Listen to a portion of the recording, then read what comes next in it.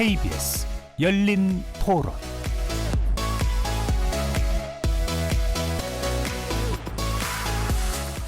안녕하십니까. KBS 열린 토론 배종찬입니다. 제30차 UN 기후변화협약 당사국 총회가 현지 시간으로 지난 22일 막을 내렸습니다. 이번 총회는 파리 협정 체결 10주년을 맞아 인류가 1.5도 저지선을 지킬 수 있느냐를 가늠하는 마지막 골든타임으로 불렸는데요. 나름 의미 있는 진전은 있었지만 가장 쟁점이었던 화석 연료의 완전한 퇴출 부분에 있어서는 실질적인 진전이 없는 맹탕회의였다는 평가가 나오고 있습니다. 이런 가운데 우리 정부도 2035년 국가 온실가스 감축 목표, 즉 새로운 NDC를 발표하고 탈석탄 동맹에 가입했는데요. 구체적인 실행 계획과 재원 마련 방안이 부족하다는 지적이 불거져 풀어야 할 과제가 적지 않아 보입니다.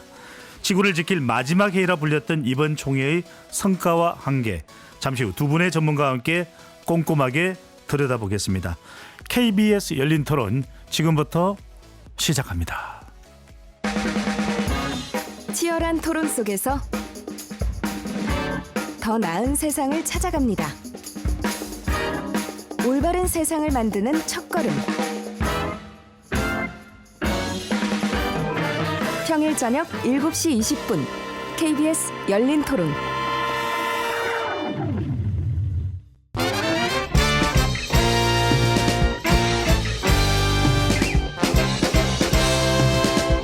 물음표가 느낌표로 바뀌는 순간. 평일 저녁 7시 20분 KBS 열린 토론.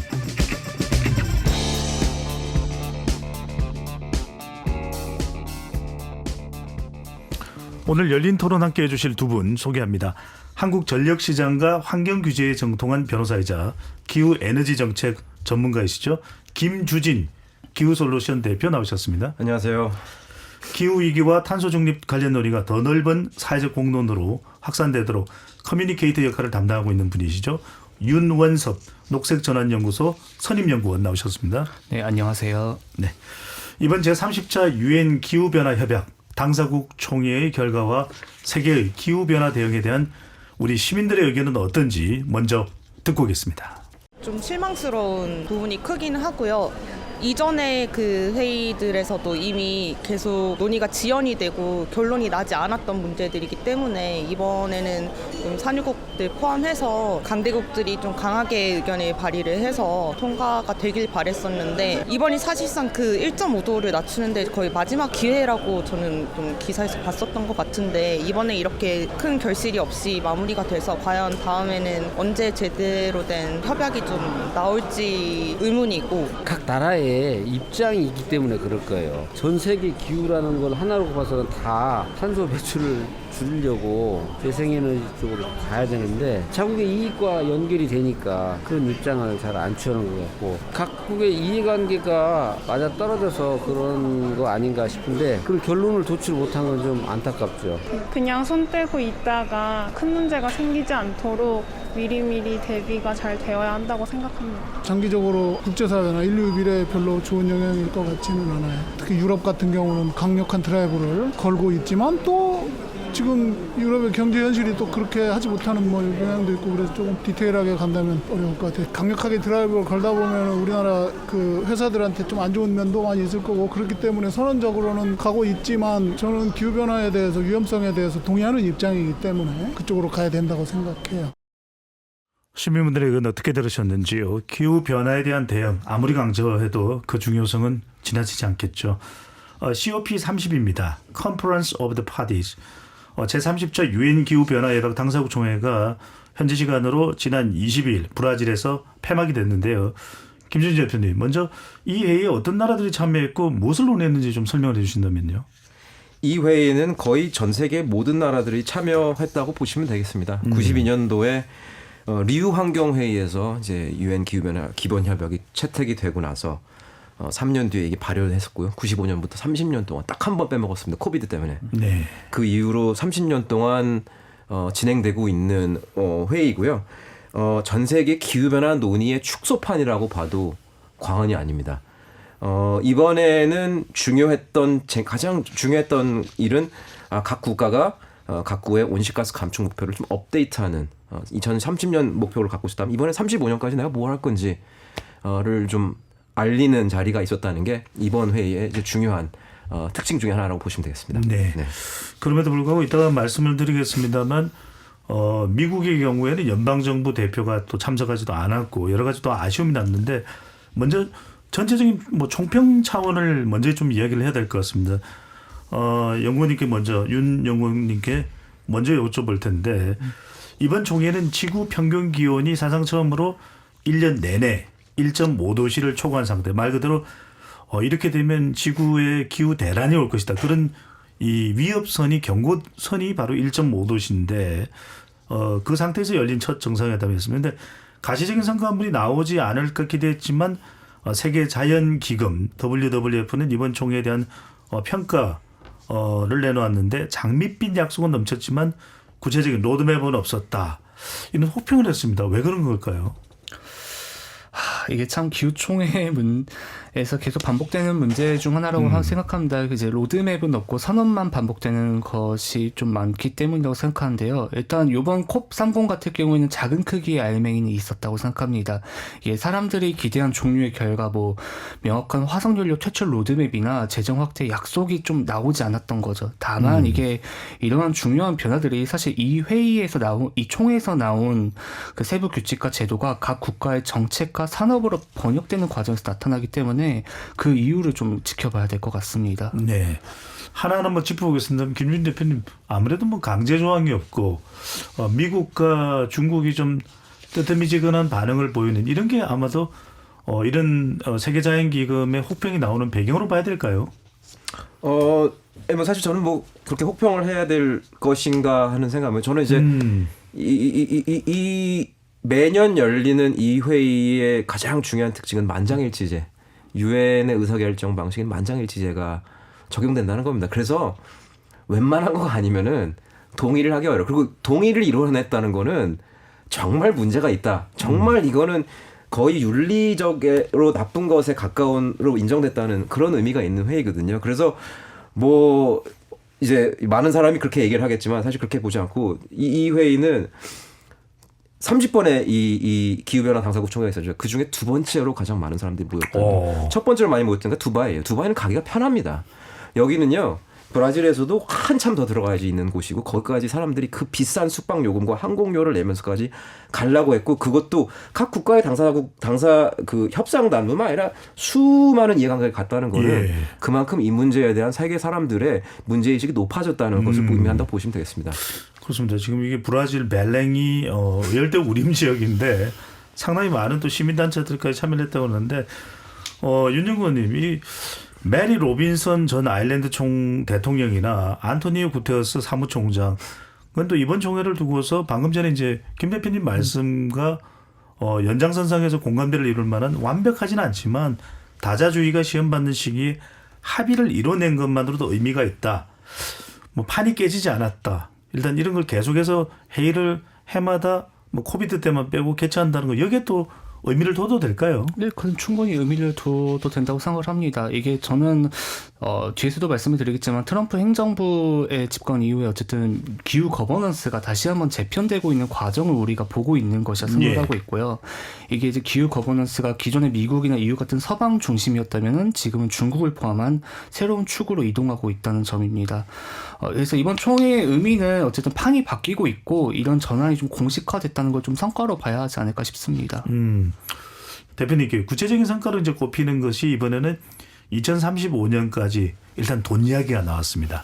기후위기 적응 재원을 세배하겠다죠. 이게 돈 이야기가 참 중요한 이야기인데 또 NDC도 우리 같은 경우에는 상당히 강조가 됐고요. 그게 이제 기후 감축 목표 아니겠습니까? 2035년까지 Nationally Determined Contribution이 나온 건데 자 생존이 시급한 개도국을 위한 이런 이제 재정 지원이 가능할 거냐 돌파구를 찾았다고 볼 수 있는데 어떻습니까? 이렇게 3배 재원을 늘리는 것 자체가 김 대표님 어떻게 보십니까? 상당히 이 기후 환경 대응에 가능한 이렇게 일종의 머니 파이프라인이 될 수 있을까요?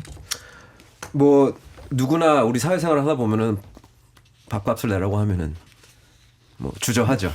뭐 비슷한 현상 이제 특히 이게 온실가스 문제는 그러니까 물론 이제 많이 배출하는 것도 있고 적게 배출하는 것도 있지만 나 하나만 기여한다고 해결되는 것도 아니거든요. 어떻게 보면 이제 공유주의 비극이 좀 일어난 건데 돈을 내라고 하면 누구나 어느 정부나 주저하게 되고 빠져나갈 구멍이 없을까 생각한다고 보시면 되겠습니다. 근데 이제 이번에도 그럼에도 불구하고 이런 논의가 있었던 거고요. NDC의 수준도 이제 뭐 전에보다는 높아졌다고는 볼 수 있죠. 근데 더 중요한 거는요.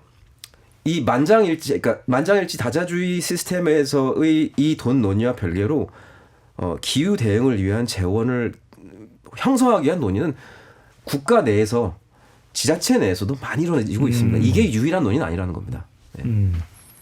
윤 장관께서는 어떻게 보십니까? 이번에 나왔던 내용 중에서 많이 주목하게 되고 이제 또 핵심이라고 보는 게 바로 기후위기 적응 재원을 2035년까지 3배 확대 이런 돈 이야기가 나온 것만으로도 좀 많이 구체화됐다고 봐야 될까요? 이게 그간 기후총회에 참석했던 그 개발도상국들이 굉장히 오랫동안 요구해온 게 한 3, 4년 요구해온 게 이제 드디어 나온 거라고 생각을 하고 있고요. 이거 관련해서 유엔 환경계획이 기후총회에 맞춰가지고 적응 재원 격차 보고서도 발간을 했습니다. 이게 개도국이 한국은 제외입니다. 개도국 적응 재원 해가지고 기후 적응에 필요한 재원을 파악했을 때 약 3,100억 달러, 이게 443조 원 정도거든요. 근데 이게 실제 지금 재원이 흐르고 있는 규모는 260억 달러, 약 37조 원에 불과하기 때문에 이걸 더 높여야 한다라는 목소리는 꾸준히 나왔었고 이게 어쨌든 이번 콥30에서는 그게 반영된 거라고 생각을 하기 때문에 의미가 있다고 생각을 합니다. 네. 근데 김준일 대표님 일단 목표는 이렇게 세웠는데 이따가도 이제 말씀을 드리겠습니다만 정의로운 전환 메커니즘이 좀 출범했다. 이건 뭐 이제 다른 것까지 포함해서 이야기가 될 수도 있을 텐데 세계자연기금 측은 또 이렇게 핵심 기후 재원이 빠진 껍데기다. 이런 불만이 나오는 것이 목표는 세웠는데 실현되기는 성사되기는 좀 힘들다는 이 차원을 WWF가 조금 비꼬아서 이야기를 했다. 이렇게 봐야 될까요? 그렇죠. 이제 이 기후변화 협상에서 이루어지는 가장 중요한 논의는 어떻게 줄일 거냐. 그 줄이는데 석탄은 해도 되며 화석연료는 해도 되는 거. 그 외에 화석연료 해도 되는지 이게 한 가지고 나는 피해를 봤는데 그걸 위한 돈은 누가 내야 되는 거 아니냐. 전환을 위한 돈을 내야 되는 이게 항상 이제 아주 중요한 두 축의 논의이고요. 거기서도 이제 이 전환까지는 얘기는 했지만 이제 기금 얘기까지는 안 나온 거 비슷한 이유에서 돈을 내라고 하려고 하면은 상당한 풀이 필요한데 이제 뭐 예를 들어서 미국 같은 경우는 부재했죠. 옛날에 민주당 정부가 있었다면 조금 더 이런 게 이제 수월했을 텐데 이제 그런 것들이 모두 여기에 영향을 미쳤다고 보시면 되겠습니다. 네. 네. 김 대표님 말씀대로 이제 미 공화당은 바로 트럼프 정부는 이런 부분에 대해서 적극적이지 않을 텐데 기후 대응에 대해서 왜 재원을 더 우리가 투입을 해야 되느냐. 근데 합의문에 또 눈에 띄는 대목이 하나 있습니다. 워낙 많은 국가들이 이제 참여를 하는 건데 각국마다 이해관계가 또 다를 수도 있고요. 탄소세 같은 일방적인 무역 행동이 자의적인 차별 수단이 돼서는 안 된다. 자, 이거는 유럽의 경우에는 말 그대로 탄소 국경 조정 제도라고 해서 이산화탄소 배출이 많을 것 같으면은 상당히 뭐 세금을 관세를 많이 물린다든지 이런 제도가 있거든요. 일종의 장벽이 됩니다. 어떤 의미라고 봐야 될까요, 윤영훈님? 이게 수출 중심 국가인 한국 입장에서 이게 유리하게 작용할 수 있다고 신호로 읽힐 수는 있을 것 같습니다. 이게 말씀하신 것처럼 EU의 탄소국경 조정 제도는 이제 배출량 기반으로 무역 장벽을 세운 조치는 맞거든요. 근데 다만 이게 좀 더 신중하게 볼 필요는 있을 것 같습니다. 이 조항이 씨밤을 뒤집거나 중단시킨다는 의미는 아니고요. 오히려 앞으로 탄소 규제가 국제 표준과 조화된 방식으로 설계돼야 한다는 그런 요구가 좀 강화됐다고 보는 게 좀 맞을 것 같습니다. 그래서 한국 같은 수출 중심 국가 입장에서는 이게 기회이자 압박이거든요. 이거를 설계하는 과정에 한국이 조금 더 참여할 수 있냐 아니냐 또 같이 좀 봐야 되지 않을까 싶습니다. 네, 우리는 그게 장벽이 좀 낮추어지면 우리가 유럽에 수출할 때 기회가 될 수도 있다고 볼 수 있는데 결국은 우리가 또 그 기준을 맞춰야 되니까요. 그렇죠. 그런데 김준 대표님, 미국이나 이런 곳에서는 최근에 뭐 관세 협상도 하고 있지만 아니 유럽이 이런 일종의 또 탄소를 빌미로 관세 장벽을 만들어 이거 우리 못 봐줄 수 없어 이렇게 나올 수도 있지 않을까요? 일종의 충돌이 될 수도 있지 않을까요? 이런 탄소 국경 조정 제도 같은 게요. 어떻게 보시는지요? 예, 물론 충돌이 될 수 있죠. 예. 그러니까 이걸 보고선 제가 이제 생각나는 것은 네. 다자간 협상도 진행 중이지만 각 국가에서는 자기네 사정에 맞게 온실가스를 줄이기 위해 그리고 자기네 경제 사정을 그에 맞추기 위해서 하는 조치들이 있고 CBAM도 그 중에 하나인 거고 미국도 아마 이런 유사한 조치를 취한다고 하면은 취한다 해도 놀랍진 않을 것일 것 같아요. 그만큼 내가 탄소가 많이 묻어 있는 제품을 생산하는 것은 리스크일 수 있어요. 이런 것이 보여주는 이런 것이 보여주는 것은. 네. 네. 그러면서도 각국의 어떤 무역 관계에 들어가서는 또 다른 서로 간의 충돌 요인이 또 될 수도 있다. 그 말씀도 이제 김진 대표 해주는데 대표님 이번 총회에서 이제 가장 크게 기대를 걸었던 것은 말 그대로 탄소 배출의 주범인 이 화석 연료를 퇴출할 수 있는 로드맵이 나올 수 있느냐. 근데 의장국인 브라질의 룰라 다시오바 대통령이 강력히 드라이브를 걸었어요. 그런데 최종 문안에서는 삭제됐습니다. 네. 이걸 어떻게 봐야 될까요? 뭐 산유국들의 입김이 작용했다고 봐야 될까요? 그렇다고 볼 수 있지요. 특히 이제 만장일치로 운영되는 시스템에서 나는 이거 채택 안 할 거야 하면 사실 어떻게 할 수가 없는 여지가 많거든요. 다른 것은 2021년 석탄에 대해서는 한번 석탄에 대해서는 완전히 이거는 뭐 사실상 끝이다 하는 선언이 나왔고요. 그다음에 두바이 기후총회 2023년도에는 또 화석연료 전환한다는 얘기가 나왔습니다. 이번에는 그 정도로 이제 그 협상장 내에서 그런 분위기가 만들어지는 않았던 것 좀 아쉽긴 합니다. 그러나 이게 계속 나오느냐 채택되느냐 안 되느냐 얘기가 나온다는 것. 사실 이 선언은 여기서 채택되는 내용은 법적인 구속력이 있는 게 아니라 정치적인 합의거든요. 예. 정치적인 합의에 계속 화석연료는 리스크야. 화석연료는 문제가 있어 하는 얘기가 계속 등장한다는 거는 경제 생활을 하시는 분들은 들여다봐야 될 부분이 아닌가 생각은 듭니다. 네. 그런데 김 대표님께서도 말씀을 하셨지만 윤영권님 이게 이제 사실은 국제 다자회의 성격이기 때문에 법적 강제력은 없거든요. 각국마다. 그런데 그렇게 따지고 보면은 이렇게 화석 연료, 뭐 석탄이나 석유 퇴출하자 그러면 중동의 산유국들은 또 가만히 안 있을 것이거든요. 반발할 것이거든요. 자신들의 이 경제적인 이익과 직결되어 있기 때문에 그러면 이게 매번 회의마다 어깃장이 나는 거 아닌가요? 사실 이게 기후총회만이 아니라 이 작년에 12월 플라스틱 국제협약이라고 한국 부산에서 열렸던 회의에서 네, 똑같은 기억납니다. 게 반복이 되긴 했습니다. 다만 김주진 대표님이 말씀하신 것처럼 이렇게 화석연료를 퇴출해야 된다는 요구는 지난 몇 년간 계속 오고 있었고 이런 것들이 언젠가는 그 앞으로 열릴 뭐 G20이나 G7, 뭐 아세안 정상회의에서 어떤 식으로든 계속해서 그 문서로 나타날 수 있다라고는 생각해서 이런 시그널을 계속해서 보내주는 것이 굉장히 기후총회에서는 의미가 있다고 생각을 합니다. 근데 이번 총회의 가장 큰 목표가 화석연료 감축 또는 퇴출 이 로드맵인데 김 대표님 이 토마스 칠락 핑그 바로 이제 브라질의 비공식 대표단인데 이런 이야기를 합니다. 화석연료 보조금 투자를 줄이는 방안을 담은 로드맵이 있어야 했지만 마지막 문서에서 삭제됐다. 그러면은 지금 굉장히 원하는 국가들은 분명히 있거든요. 브라질 같은 국가들. 또 탄소 중립을 아주 강조하고 있는 유럽 같은 국가들. 그런데도 불구하고 끝내 이 내용이 안 담겼으면 내년에도 분명히 총회 열리지 않겠습니까? 그죠? 네. 내년에는 이 내용이 담길 수 있는 겁니까?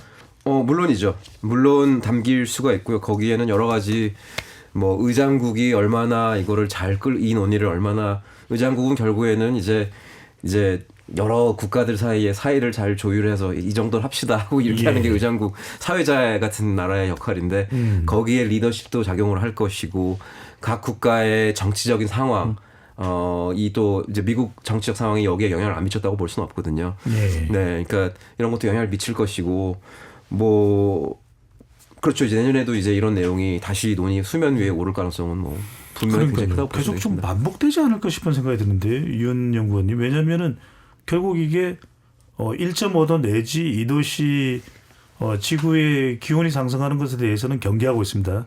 해수면 온도가 상승하는 것을 경계하고 있는데 결과적으로 회의에서 뭔가 좀 구체적인 안을 내놓으려면 산유국의 이해와 또 탄소 중립을 강조하는 탄소 중립 선진국들의 이해관계는 엇갈릴 수밖에 없는 거 아니냐는 지적이 나올 것 같은데요.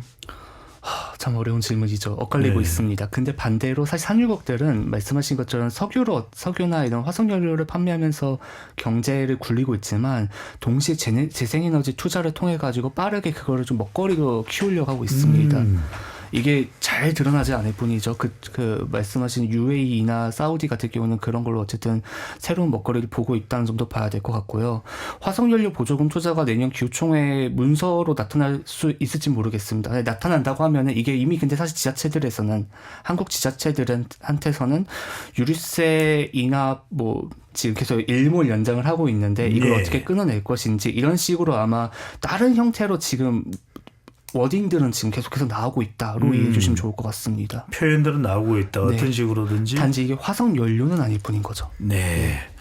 이런 부분들이 우리 지자체에서도 논의가 되고는 있다. 얼마나 이것을 주도하느냐가 또 중요할 것 같은데 한편으로는 김 대표님 이런 얘기도 나옵니다. 1.5도 이 기온 상승을 저지할 수 있는 목표 달성을 위한 자발적인 이니셔티브를 운영하기로 이번 이제 다자 총회 이 결과 이제 합의가 된 것인데 좀 말은 좋은 이야기입니다. 왜냐하면 강제적인 내용이 아니더라도 그래도 오히려 자발적인 플랫폼이 자발적으로 할 거 아니야 이렇게 생각할 수 있는데 따지고 보면 이것도 할지 안 할지는 또 알 수가 없거든요. 자, 그렇게 보는 이유 중에 하나는 바로 미국과 중국입니다. 미국은 공식 대표단조차 보내지 않았고요. 연방정부 차원의 대표단을 아예 보내지 않은 것은 이번이 사상 처음이라고 합니다.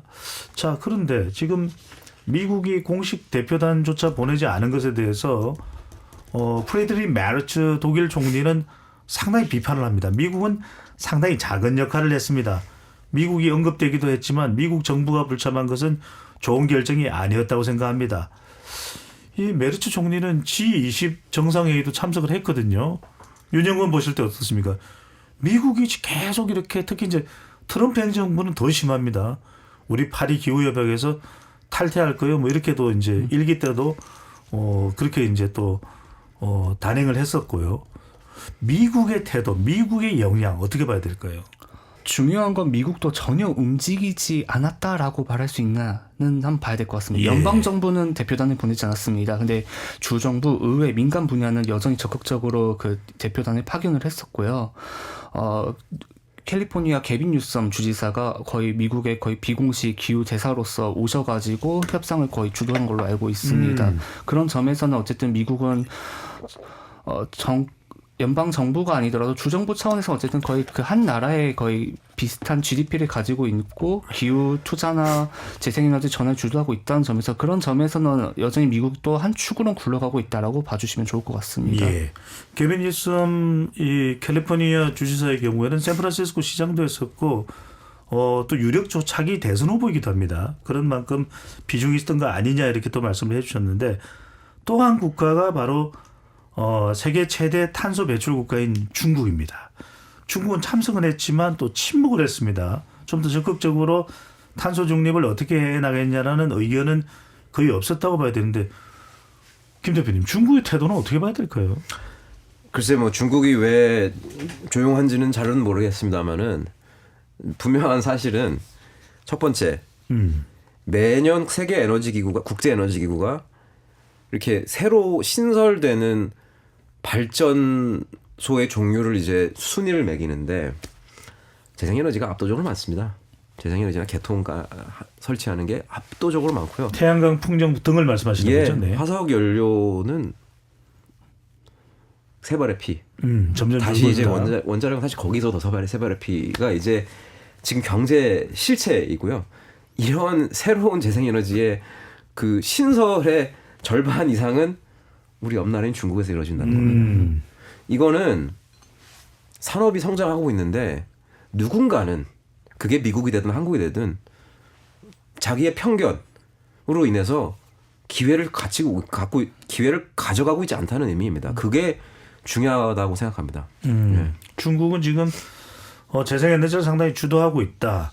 그런 점에서 탄소 세계 최대 배출국이지만 자기들이 또 이익도 또 동시에 도모해야 되기 때문에 침묵한 거 아니냐 또 이렇게 해석을 할 수가 있는데 김 대표님 아까 말씀드린 대로 이번 이제 이 기후 협약이 다자 총회가 브라질리아의 벨랭에서 열렸습니다. 이 아마존 관문 도시이기 때문에 말 그대로 열대 우림 지역인데 산림 벌채 중단을 약속하지는 못했어요. 네. 그러니까 이제 더 이상 벌목을 안 하겠다. 네. 이게 또 환경에 상당히 중요합니다. 네. 나무가 굉장히 이제 무성하게 이제 또 있다는 것도 열대 우림의 또 장점이고 아마존의 기능은 뭐 아무리 강조해도 지나치지 않고요. 근데 2년 전에는 2030년까지 산림 벌채를 종식할 것을 합의했는데 이번에는 그 로드맵을 채택하는 데 실패한 배경을 뭐라고 봐야 될까요? 석유, 화석 연료를 퇴출하지 말자는 얘기와 비슷한 겁니다. 누군가에게는 산림을 캐서 산림을 벌목을 해서 그 안에 이제 유구를 키우든, 그러니까 이제 소를 키우든, 아니면 벌채된 산림을 쪼개가지고 한국에 있는 발전소나 일본에 있는 발전소에 보내서 태우게 만들든 누군가에게는 산림이 매우 중요한 산림이 사업의 기회인 거고 그 사람들은 이런 얘기가 들어가는 걸 원하지 않는 겁니다. 그래서 그런 나라들이 아직도 있기 때문에 이런 얘기가 선택되지 않은 거라고 보시면 되겠습니다. 근데 사실 우리나라도 여기에 기여하는 바가 있어요. 그렇습니까? 우리나라는 전 세계에서 소고기를 가장 많이 수입하는 나라 중에 하나고요.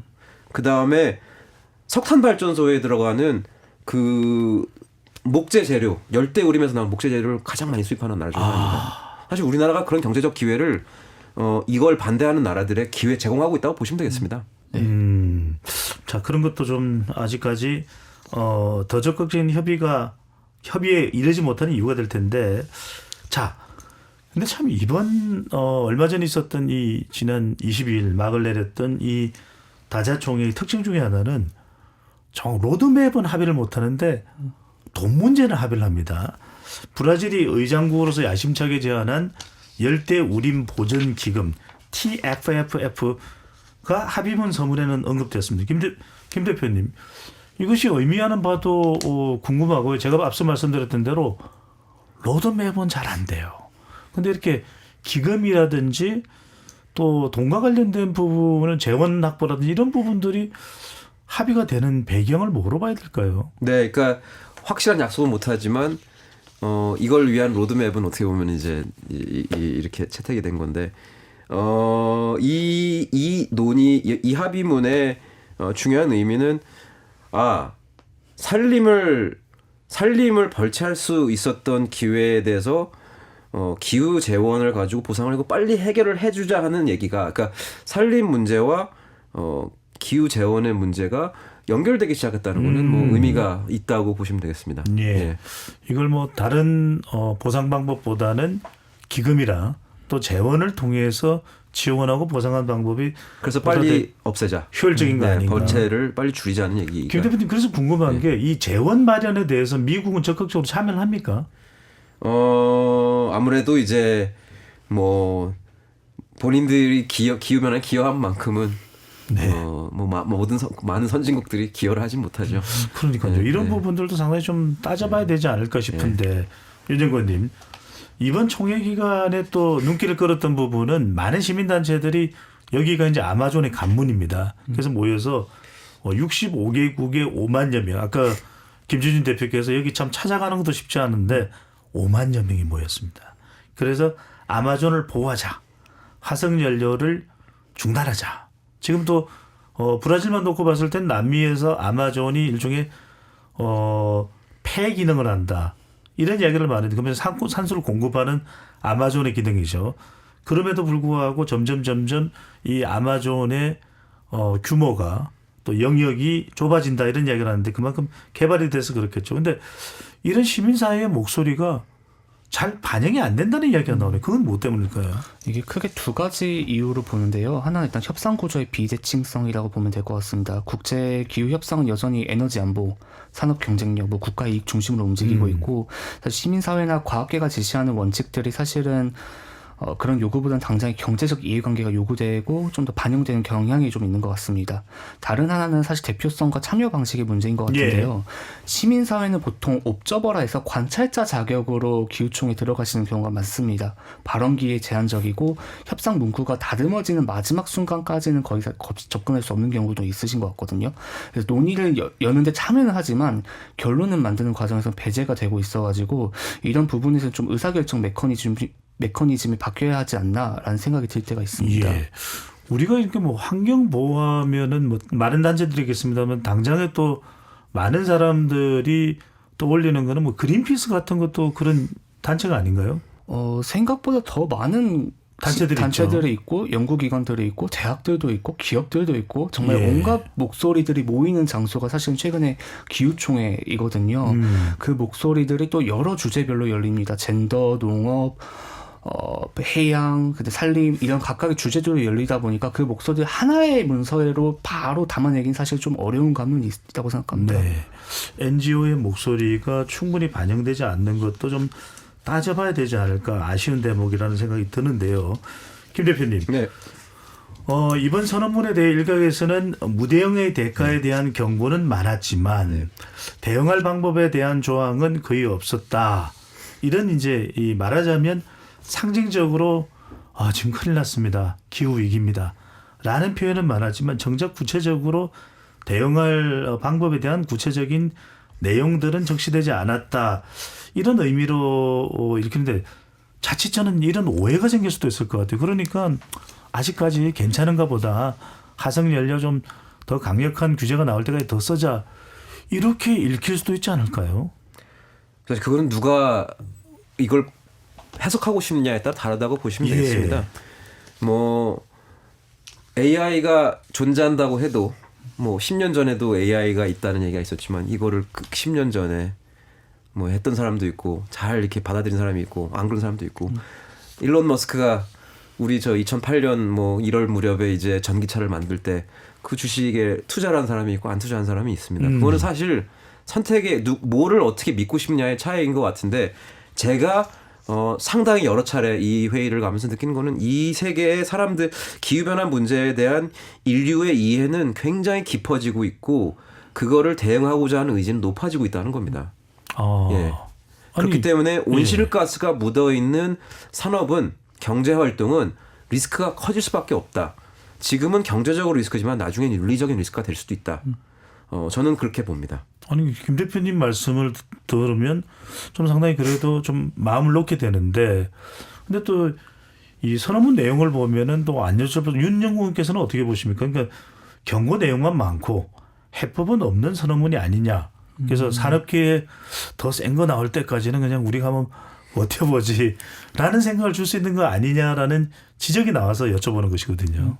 사실 선언문을 해석하고 반영하는 것은 각 정부가 어떻게 해법을 제시하냐에 좀 달린 것 같습니다. 기후총회에서는 해법은 좀 추상적으로 나올 수는 있습니다. 그 해법을 구체화하고 만드는 거는 각 정부와 거기 있는 의회 이런 기관들에서 이제 그 몫으로 좀 넘어갔다고 생각을 합니다. 그 점에서 사실은 이런 시그널을 각 정부가 어떻게 해석하느냐를 이제는 좀 봐야 될 것 같습니다. 각국의 인식 또 각국의 국민들의 인식이 중요할 것 같은데, 네, 김 대표님. 제가 한 가지만 이제 우리나라가 이것 때문에 좀 손해를 이제 봤던 이제 제가 생각이 이 사례를 하나 말씀을 드리면 딱 이런 경우. 2015년에 파리 협정이 체결되기 한 달 전에 OECD에서 앞으로 우리 OECD 국가들은 석탄 발전에 대해서 이제 무역 보호, 그러니까 이제 지원을 하지 말자, 금융 지원을 해외 금융 지원을 하지 말자고 합의란. 다만 그 당시 거의 만들지 않았던 아주 비싼 석탄 발전소, 초초임계합이라고 아주 어려운 말을 쓰는 발전소인데 그거는 해줄게. 그건 이거를요 많은 나라들은 석탄 발전은 안 된다고 해석을 했어요. 우리나라는 일본은 그건 되네 하고 해석을 했고요. 그게 가져온 손해는요. 우리나라가 재생에너지 발전소, 풍력 발전소 기술을 높여야 될 때 우리는 엉뚱한 데 투자를 했습니다. 그로 인해서 우리는 전 세계 해상 풍력 사업에서 육상 풍력 사업에서 뒤처지는 나라가 됐습니다. 그 문구를 어떻게 해석하느냐에 따라서 이런 또 결과의 차이까지 가져올 수 있는 거네요. 그렇죠. 네. 자, 근데 윤영구 의원님, 결과적으로 이제 이번 2025년 COP가 파리 협정 10주년이라는 이제 상징성도 있었습니다. 근데 전환의 방향성은 제시를 못한 것 아니냐라는 평가가 나오고 있는데, 그렇다면 내년에 이제 또 회의가 있을 겁니다. 그래서 내년에 뭐 확 좀 달라진 내용, 그러니까 로드맵이 좀 굳혀야 된다면은 모르겠는데, 이러다가 1.5도 이 기온 상승에 대한 목표치는 좌절되는 거 아니냐, 이런 우려도 있거든요. 이 점은 어떻게 보시는지요? 1.5도 목표가 단순히 된다 안 된다라는 그런 스위치형 목표는 아니라고 생각합니다. 이게 물론 내년에 열릴 기후총회에서 지금의 공백을 메꾸지 못할 경우에는 1.5도 가지고 있던 정치적 의미나 선언적 의미가 좀 상당히 약화될 수 있다고 생각합니다. 그렇지만 과학계와 국제기구가 오래전부터 사실 1.5도 초과 가능성을 이야기한 지 오래됐고, 그렇지만 그 이야기를 곧 포기하자는 뜻은 아니거든요. 그래서 오히려 초과를 좀 최소화하고 피해를 좀 어떻게 줄이는 방향으로 프레임이 이동하고 있기 때문에 그 방향으로 우리가 취약계층을 어떻게 보호할 것이고 이 감축 속도를 얼마나 현실적으로 좀 끌어올릴지로 이제는 나아가야 한다 생각합니다. 김 대표님 어떻게 보십니까? 역시 마찬가지로 우리가 뭐 1.5도시의 목표에 너무 좀 집착할 필요는 없다. 어떻게 해서 최선을 다해서 그것의 상승폭을 줄이고 또 최대한 유지할 수 있느냐, 이렇게 접근하는 게 맞을까요? 아니요. 저는 1.5도 목표를 우리가 염두에 계속 두고 있기 때문에 우리는 완벽하지는 않지만 그걸 향해서는 간다고 생각해요. 마치 회사가 나는 1.5% 매출 목표 달성할 거야. 전혀 엉뚱하고 말도 안 되는 대표의 얘기 같지만 그걸 향해서 회사가 이제 자기의 동력을 동원을 하면 글로 가는 것인 마냥 그런 어떤 동기부의 목표 역할을 이게 한다고 생각하고, 그런 면에서 우리나라에서는 이번에 이번 이제 기후 당사국 총회에서는 우리나라도 아주 중요한 진전을 이뤘다고 보시면 되겠습니다. 사실 어떻게 보면은 이번 당사국 총회에서 긍정적인 탑 10대 뉴스 중에 하나가 이제 우리나라가 했던 조치들인데, 우리나라는 이번 당사국 총회에서 석탄 발전을 우리는 퇴출하겠다, 몇 년도까지 가입했습니다. 이제 이런 선언을 했단 말이에요. 네. 사실 상당히 제조업이 많은 나라고 이 석탄을 뺀 석탄 발전의 연식도 상대적으로 적어가지고 이제 어렵겠다 생각했고, 우리나라 사람들조차도 불가능한 뚱딴지 같은 소리야 하고 10년 전에는 얘기했던 일을 우리나라 했단 말이에요. 왜? 계속 이게 정말 석탄 발전이 대기오염을 얼마나 영향을 미치고 온실가스를 얼마나 많이 배출하고 나쁜지를 계속 우리나라 사람들이 인식을 하게 되고 계속 이걸 탈석탄을 해야 한다는 목적을 가졌기 때문에 그게 가능했거든요. 이제 그런 것 마냥 1.5도 목표도 지금은 먼 목표 같겠지만 이게 가지고 있는 의미는 계속 우리에게 우리는 일로 가야 돼, 그렇기 때문에 1.5도 목표 바깥에 있는 건 안 돼 하는 이런 인식을 심어준 역할이 굉장히 크다고 생각합니다. 김 대표님 말씀 듣고 보면 마치 우리가 아리백처럼 분명한 목표를 가져가는 것은 앞으로 우리의 이 취지를 살려나가는 데도 정말 중요하다는 말씀, 또 공감이 갑니다. 자, 이번 총회가 거둔 성과는 뭐 여러 평가가 다르겠지만 저는 재원 아닌가, 머니 아닌가, 이렇게 생각되면 내년 이 COP 이제 3.1이 됩니다. 내년 다자총회에서는 분명히 또 이 로드맵이 될 것 같거든요. 자, 빠진 로드맵을 좀 구체적으로 경고에 집어넣자. 윤영구 의원님 보실 때는 우리나라를 비롯해서 그래도 기후에 대해서 상당히 지금 선도하는 국가들이 이 로드맵 부분을 좀 강화하기 위해서 내년 또 다자총회에서는 어떤 점들을 강조해야 된다고 보시는지요? 저는 이 질문을 들었을 때 사실은 국내 이행 신뢰도를 좀 먼저 구축하는 게 필요한 게 아닐까라는 생각이 들었습니다. 사실 지금 국제 기후 협상에서 부족한 거는 새로운 말이나 약속이 아니라 기존 약속을 얼마나 실행할 수 있냐를 보여주는 게 이제는 좀 중요한 시점이라고 생각을 하고 있고요. 그 점에서 사실 기후 재정에 대한 정의로운 전환에 대한 우리나라의 입장이 명확해져야 될 것 같고, 또 그런 앞서 진행자님이 말씀하신 기후 클럽 같은 경우에서도 그럼 국가들 사이에서 기술이나 표준, 무역 규범 논의에 우리가 적극적으로 참여해가지고 이 영역은 이미 움직이고 있으니까 우리가 뒤에서 따라가는 게 아니라 이제 설계 과정에서 같이 참여해가지고 이 부분을 좀 같이 이제는 좀 시작해야 되지 않을까 싶습니다. 네, 더 우리가 선도할 필요가 있다라는 말씀을 또 주셨고요. 김준인 대표께서는 어떻게 보십니까? 내년 총회에 가장 큰 화두 또 그 화두가 로드맵이 될 수도 있고 뭐 다른 내용이 될 수도 있는데 우리 같은 이제 기후 선도국들이 좀 더 역점을 기울여야 될 부분은 뭐라고 보시는지요? 뭐 어떻게 보면은 산업 경쟁이라고 보시면 됩니다. 지금 온실가스가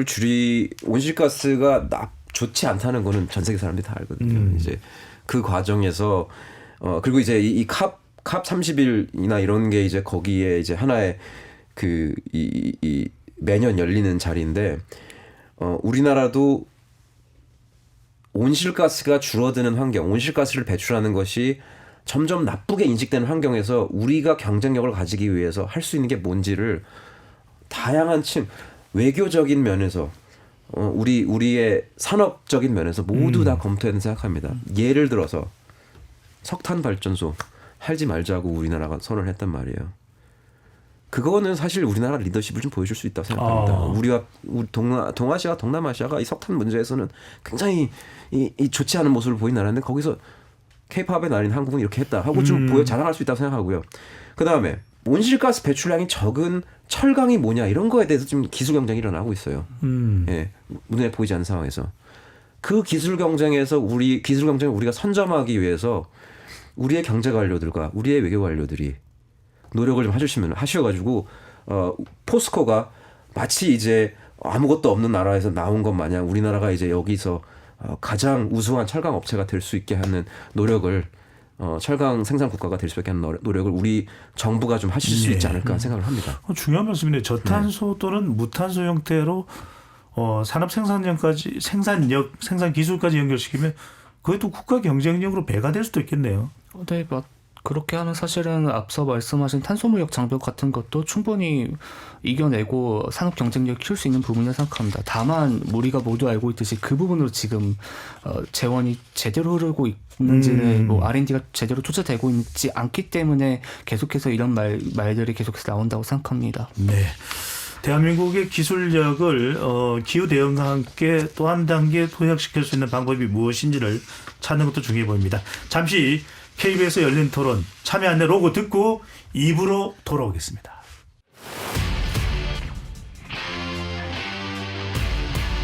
토론에 정답은 없습니다. 토론이 세상을 바꿀 수도 없습니다. 하지만 질문은 새로운 세상을 만들 수 있습니다. 질문으로 올바른 세상을 만드는 첫걸음 KBS 열린 토론.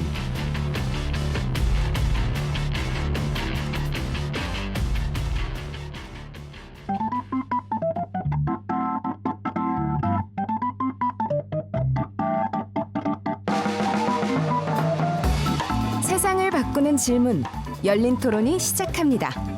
KBS 열린 토론은 언제나 열려 있습니다. 단문 50원, 장문 100원의 유료 문자 샵 9730 그리고 KBS 어플리케이션 콩으로 여러분의 의견을 남겨주세요. KBS 열린 토론 2부 이어가겠습니다. 전 세계 기후총회 이 COP30의 성과와 과제라는 주제로 진행하고 있습니다. 스튜디오에 윤원섭 녹색전환연구소 선임연구원, 김주진 기후솔루션 대표 두 분과 함께하고 있습니다. 김 대표님, 이번 총회가 기후에너지 환경부를 출범시킨 우리 정부에게는 여러 가지 의미를 주고 있습니다. 이제 5년마다 제출해야 되는 것이 NDC, Nationally Determined Contribution, 저기 이제 온실가스 감축 목표인데 2035년 기준으로 2035년까지는 어떻게 하겠다라는 이제 목표를 제출하는 건데 우리 정부의 경우에는 2035년 온실가스 감축 목표를 2018년 대비 53에서 61% 상당히 뭐 이제 50% 가까이 또 40% 가까이 줄이게 되는 건데 먼저 김지훈 대표님 평가를 해주신다면요, 이 우리 정부의 입장에 대해서요. 뭐 이제 범위가 한 8% 정도의 범위, 53에서 61%. 이제 뭔가가 이제 이렇게 얘기하기에는 이거는 맞는 것 같은데 이렇게 얘기하기엔 자신감이 없고 뭐 그다음에 내부에서도 좀 정부에서도 설득해야 사람들이 많고 그런 게 아닌가 싶은데요. 60%대의 목표만 놓고 본다면은 그것은 충분하진 않지만 1.5도 그러니까 우리가 해야 될 목표에는 가까이는 가고는 있다고 생각합니다. 물론 더 해야 될 것도 있고 정부가 더 리더십을 발휘해서 나중에 2035년에 우리가 60%에 가까운 61%에 가까운 혹은 더 초과하는 목표를 달성했다고 얘기를 네. 하는 게 좋겠죠. 예. 네, 정확하게 뭐 56이다 이렇게 뭐 정할 수는 없으니까 이제 구간을 정할 수밖에는 없었던 것으로 보였는데 윤영군께서는 어떻게 보십니까? 우리 정부가 2018년 대비 53에서 61%라는 그런 감축 계획을 내놓은 것 어떻게 평가하시는지요? 이게 2035년 감축 목표를 파리협정 당사국들은 다 제출을 해야 되는데 그 점에서 사실 범위값을 설정한 게 그 아주 이례적인 선택은 아닙니다. 브라질 같은 경우도 같은 방식으로 제출했고요. 이게 예. 감축 기술의 개발 속도랑 국제 정세 변수도 좀 고려하겠다라는 뜻이 있습니다. 다만 아쉬운 점은 그 범위값의 의미와 방향성이 이게 국민들에게 제대로 설명이 됐냐는 좀 궁금합니다. 어떻게 그 설정이 된 건지. 저도 궁금합니다. 이게 공청회를 매번 가긴 했었는데 이게 매번 이게 전문가분들이 말하는 거가 너무 다르시더라고요, 다들. 근데 윤영구님 설정을 할 때 53부터 2035년 기준을 61로 정했다면 어떤 계산 방법이나 그런 설명 기준이 있을 것 같은데요. 61%는 그 기후변화에 관한 정부간 협의체 IPCC라고 해가지고 좀 기후과학을 연구하는 그 국제 기구가 있습니다. 거기서 그 60% 해가지고 그 1.5도 기후 마지노선을 지키기 위해서는 2035년 NDC가 전 세계 평균 60%가 돼야 된다는데 그거를 한국 기준으로 환산하면 61%입니다. 근데 다만 앞에 있는 53%, 50%, 48%는 수치가 제대로 설명이 됐는지는 개인적으로는 잘 모르겠습니다. 전문가께서 그렇게 얘기하시면 우리 국민들에게 더 좀 설명이 필요하지 않을까? 김준희 대표는 어떻게 보십니까? 이 수치 53%가 좀 더 명쾌하게 설명되지 않는 이유에 대해서는요? 글쎄요, 뭐 항상 이제 이런 숫자를 논의할 때 이 얼마나 투명하게 이 우리의 성장 잠재력 혹은 이제 성장 가능성을 관련된 정보를 공개하는지에 대해서는 항상 논란이 있습니다.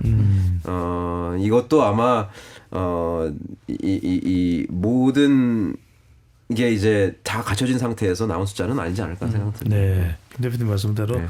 너무 많은 복합 변수가 들어가지 않을까 이런 생각이 드는데 아까도 말씀드렸던 일종의 이 탄소세 개념으로 유럽연합이 수입돼서 들어오는 제품에 대해서 탄소 국경 조정 제도 CBAM이라고 합니다.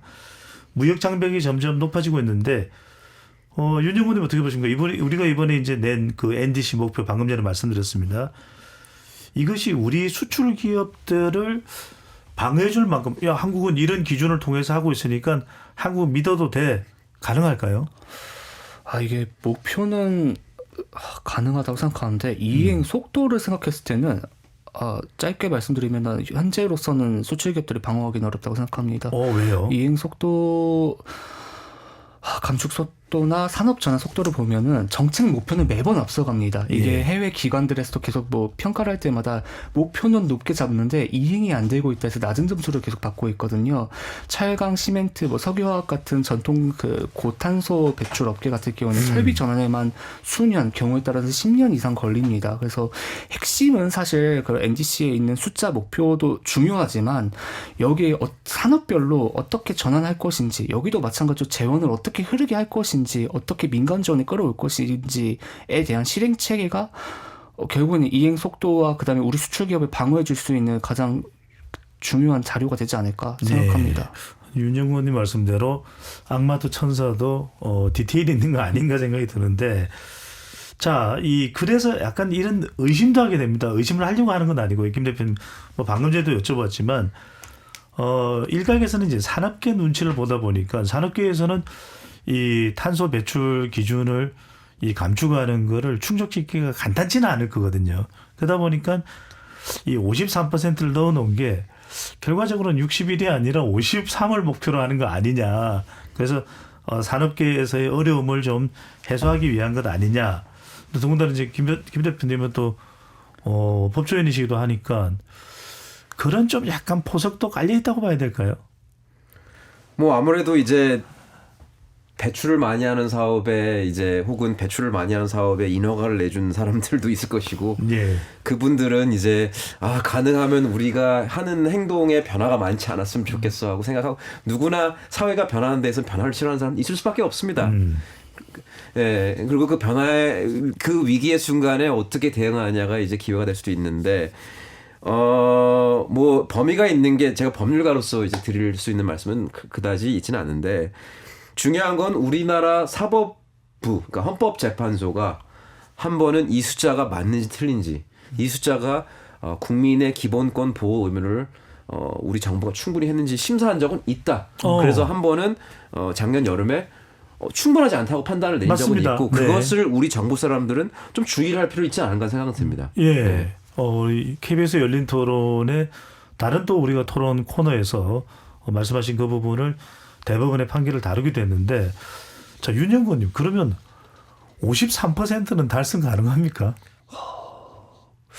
사실 잘 모르겠습니다. 2018년 대비 53%를 줄이는 것이니까 절반 이상 줄이는 거죠. 네. 이게 2035년까지 가능한지도 궁금합니다. 이게 2030년 감축 목표 달성 수준이 지금 어느 수준이도 같이 봐야지 사실 35년도 갈 수 있을 것 같고요. 예. 작년에 근데 헌재에서 이제 정부 측에서 나왔던 변호사님의 논리에 따르면은 이게 2050년까지 장기 목표이기 때문에 2050년이 중요하다라는 말씀은 계속 하셨었는데, 가는 과정이 어떻냐, 이행 속도 어떻게 높일 것이냐를 좀 모두가 좀 볼 수 있도록 정보를 좀 공개해 줬으면 좋겠습니다. 마치 우리가 이게 사회 지수 형태로 좀 전 국민이 볼 수 있는 일종의 바로미터가 작동이 돼야 되지 않을까. 제가 이제 예. 좀 더하자면 네네, 그 대표님. 부분에, 그러니까 우리 감축의 가장 중요한 초석은요, 그리고 가장 쉽고 이행 가능하고 저렴한 수단은 발전소의 전기 생산 방식을 바꾸는 겁니다. 석탄 발전소, 가스 발전소, 화석연료 발전소들을 짓는데도 얼마 안 걸려요. 태양광 발전소 짓는데 얼마 안 걸립니다. 뭐 2달, 3달이면 다 짓고요. 그 다음에 풍력 발전소, 해상 풍력 발전소는 이거는 거의 저기 우리 대형 발전소처럼 많은 전기를 생산할 수 있거든요. 이렇게 지을 수가 있는데 이게 기술이 없어서 안 지어지느냐? 아닙니다. 누군가를 유리하게 취급하고 있고, 우리 발전 시스템이. 그 다음에 이거 인허가를 잘 안 내주고 있는 거예요. 옛날에 석화단지와 제철소를 잘 지었던 우리 정부가 유독 이거에 대해서는 인허가를 빨리 내줘야 되는 거 아니야? 이거를 이제 고민을 하고, 이런 게 이런 것만 해결된다면 사실 엄청나게 많은 리더십, 약간의 리더십만 있다고 한다면은 달성될 수가 있는 목표들이고 기술적인 수단들은 다 있습니다. 네. 김 대표님, 일각에서는 AI 반도체가 전력량 소모가 많다. 그래서 여전히 좀 지금 전력 확보를 위해서는 당장에 바꾸기 쉽지 않다. 이런 일각의 지적은 어떻게 받아들여야 될까요? 그럴 수도 있죠. 근데 그것이 해상풍력 발전소를 빨리 안 지어도 된다는 논리는 되지는 않습니다. 대개 그런 얘기를 하는 사람들은 이러니까 우리가 저 화석연료 발전소 하나 더 지어야 돼 하고 얘기하는 경우들이 많습니다. 알겠습니다. 네. 네. 자, 윤정권님, 김성환 장관이 기후에너지부 장관이죠. 발표한 탈석탄 동맹. 이번에 우리가 가입을 했습니다. 방금 전에 이제 김주진 대표께서도 그거 잘했어요. 이렇게 말씀을 해주셨는데, 분명 상징적인 결정입니다. 근데 구속력이 없는 선언적 성격이다. 이 성격이 그런 것 같아요. 가입하고 말고의 여부가. 자, 그래도 우리가 가입했다는 것의 의미는 상당히 없지 않다고 봐야 되는데, 탈석탄 동맹 가입이 갖는 의미 어떻게 해석을 해야 될까요? 한국이 아시아에서 싱가포르에 이어 두 번째로 이 동맹에 가입했다고 합니다. 그 점에서는 아시아 다른 국가들한테 주는 의미가 굉장히 크다 생각하고요. 재생에너지 전환 의지를 좀 국제사회에 공식화했던 상징성도 있다고 생각합니다. 이미 OECD 국가 38개 회원국 중 상당수가 2030년 전후로 석탄을 완전히 퇴출하려 하고 있고, 글로벌 금융시장에서도 이 석탄 자체를 좌초자산으로 좀 분류를 하고 있습니다. 그런 흐름 속에서 좀 뒤늦게라도 방향성을 좀 명확히 했다는 점은 높게 평가할 만하다고 생각합니다. 예. 김주민 대표께서는 앞서 말씀하시면 상당히 가입한 것에 대해서 석탄 동맹 상당히 호평을 하셨어요. 어떤 점, 특히 이제 향후의 에너지 믹스 또 전력 수급 기본 계획에는 어떤 영향을 미칠 것으로 보시는지요? 일단은 석탄 발전소를 보유하고 있는 우리나라 회사들은 이거 제대로 말씀을 하시네. 이거 정부의 시그널은 명확하네. 이거를 빨리 빨리 문 닫고 우리의 다음 먹거리를 찾아야 돼 하고 생각을 할 수 있게 만든다는 면에서는 굉장히 의미가 있죠. 그리고 만약에 그 과정에서 손해를 보는 곳이 있다고 한다면, 지역이 있거나 회사가 있다고 한다면은 그들은 좀 지원을 해줘야 돼 하는 생각을 또 다른 정부의 다른 축에서는 하게 할 수 있다는 면에서는 의미가 있고요. 그리고 아까도 말씀드렸지만 재생에너지 이거 빨리 우리가 인허가 내주고, 그리고 우리 전력 시스템 안에 있는, 전력 계통 안에 있는 각종 옛날 석탄 발전소에 유리하게 돼 있던 것들 없애야지 되겠네 하는 시그널을 여러 사람에게 줄 수 있다는 면에서는 의미 있는 선언이라고 굉장히 의미가 있는 선언이었다고 생각합니다. 김 대표님, 지금 우리 법과 제도로도 에너지 이 정책과 관련해서 화력 발전소에 대해서는 굉장히 수월하게 또 적극적으로, 반면에 태양광이나 풍력 같은 재생에너지에 대해서는 좀 절차가 복잡하게 되어 있습니까? 제주도 얘기를 좀 말씀을 드릴게요. 예. 제주도는요, 태양광 풍력 발전소만큼 화석 연료 발전소가 똑같은 양만큼 있습니다. 제주도는 재생에너지 100%를 이룬 날도 종종 있습니다. 뭐 낮에 웬만한 날씨만 50-60% 정도 재생에너지로 가동이 되는 섬입니다. 섬월에, 그러니까 전력 수요가 많지도 않은 원인도 있긴 하지만 거기서도 이 기존 사업자인 화석연료 발전소들의 형태의 운영 양식에 맞게, 그리고 그들이 좋아하는 방식으로 이 가격을 높게 쳐주고 이런 일들이 많이 일어납니다. 그래서 제주도는 재생에너지 발전을 더 많이 할 수 있는데도 불구하고 기존 사업자를 보호하는 조치들이 그 전력 시스템 내에서 많이 이루어지고 있습니다. 그게 육지에서는 더욱더 말할 건 없고요. 이게 김 대표님 말씀 듣고 보면 산업 구조적으로도 이게 뭔가 좀 변화가 필요하네요. 왜냐하면 뭐 동서 발전이든 이렇게 이 화력 발전을 또 운영하고 있는 곳, 또 재생에너지를 해야 될 곳에 대한 지원, 이런 부분이 또 상충될 수도 있겠네요. 그런 부분을 사실 좀 조정하고 이해관계자가 좀 소통하는 것이 굉장히 좀 지금 현재로서는 매우 중요한 시점이라고 생각합니다. 그거를 저희 과도기를 좀 지나고 있는 것이 아닌가라고 생각될 때도 있고요. 네. 지금 뭐 이재명 정부에서도 에너지 고속도로 이야기가 나오고 있으니까요. 과연 이 정책이 제도적으로 얼마만큼 또 변화가 있을지도 좀 지켜봐야 될 것으로 보입니다.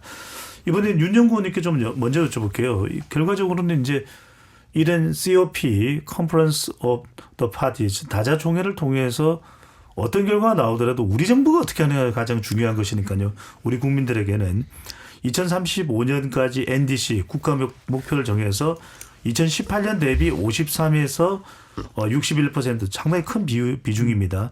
감축하기 위해서 이제 중요한 것이 어떻게가 중요한 것 같습니다. 그래서 나오는 이야기가 2040년까지 그래 석탄 발전소를 끄자.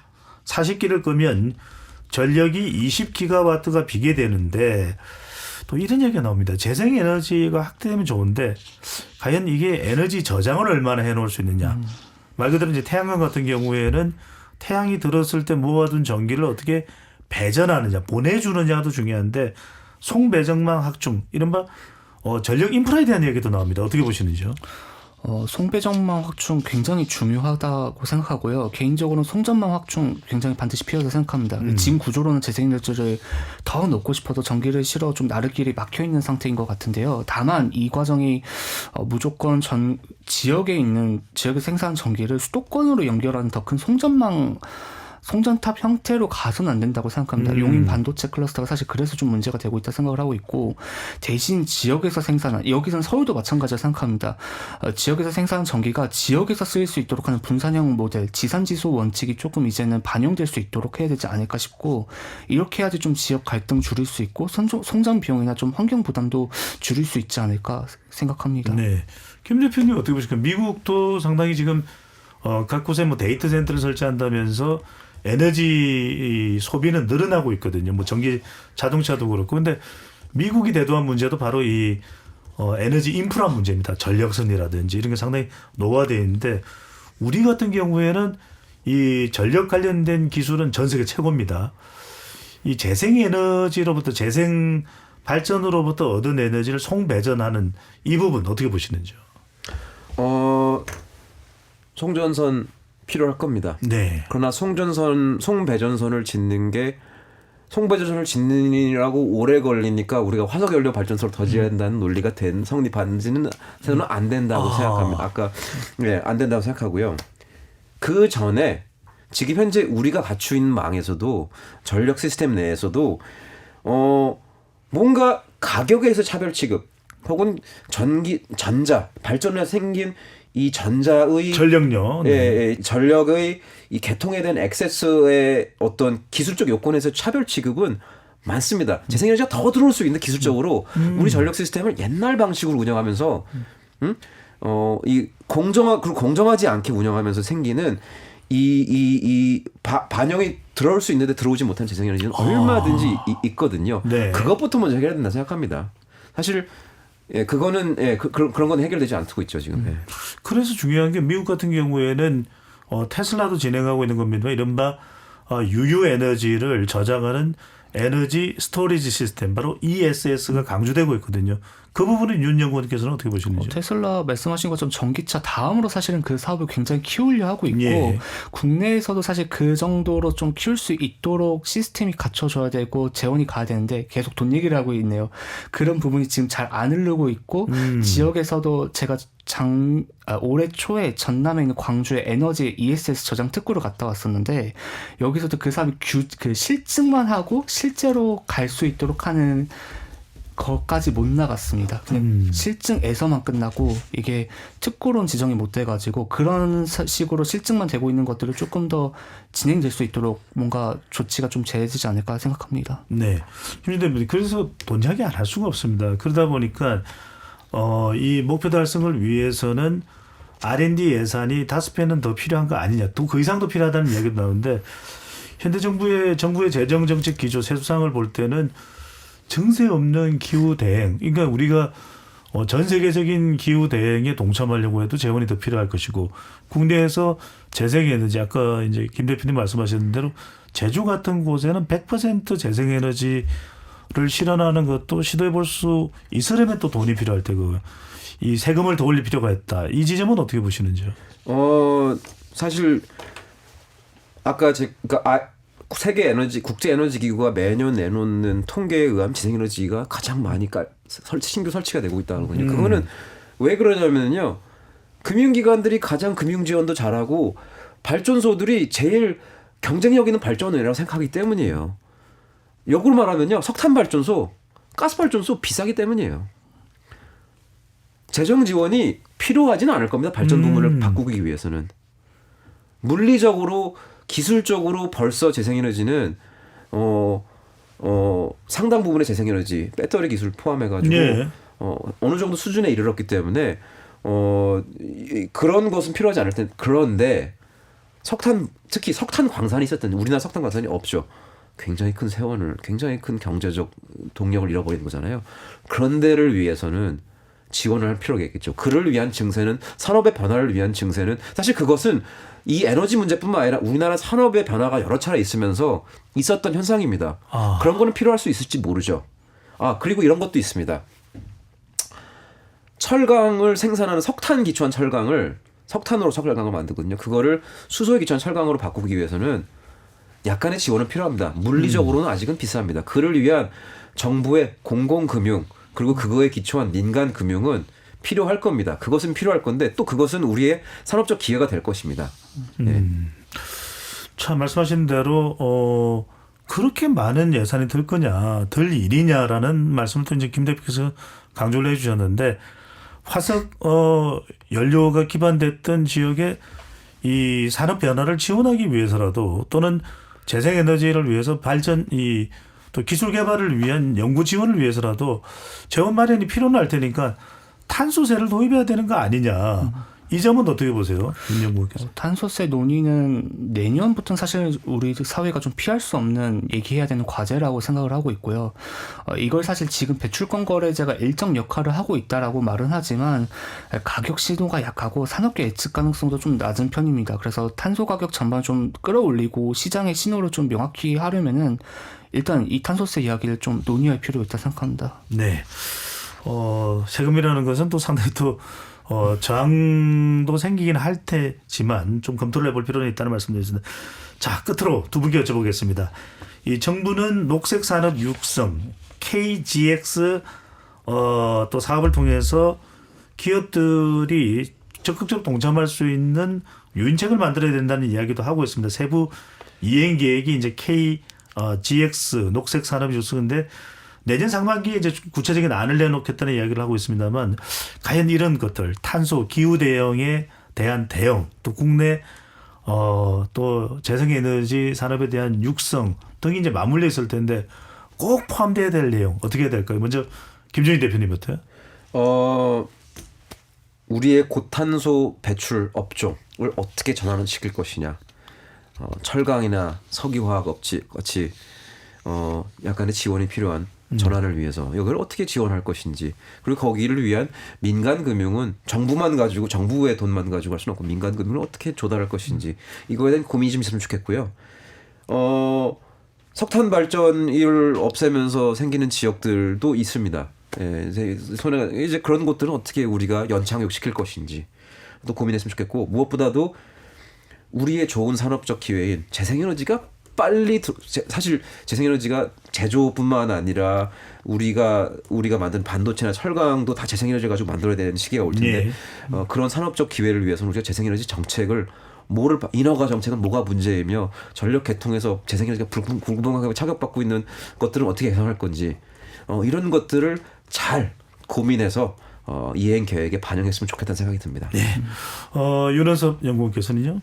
민간 재원 조달 계획을 좀 명확할 수 있으면 가장 좋을 것 같습니다. 지금 이제 곧 발표된 KGX 같은 경우는 방향성은 있지만 얼마를 어떻게 조달할 것인가에 대한 숫자는 없거든요. 이게 일본을 사실 참고해서 나온 건데 제가 이달 초에 일본에 가서 이걸 확인하니까 이거 민간에서 어떻게 끌어올지에 대한 세부적인 구체적인 계획이 아직 거기도 나오지 않았습니다. 그 점에서는 좀 한국 역시도 이걸 어떻게 끌어올지 어디에 어떻게 배분할지 좀 고민해야 될 것 같습니다. 알겠습니다.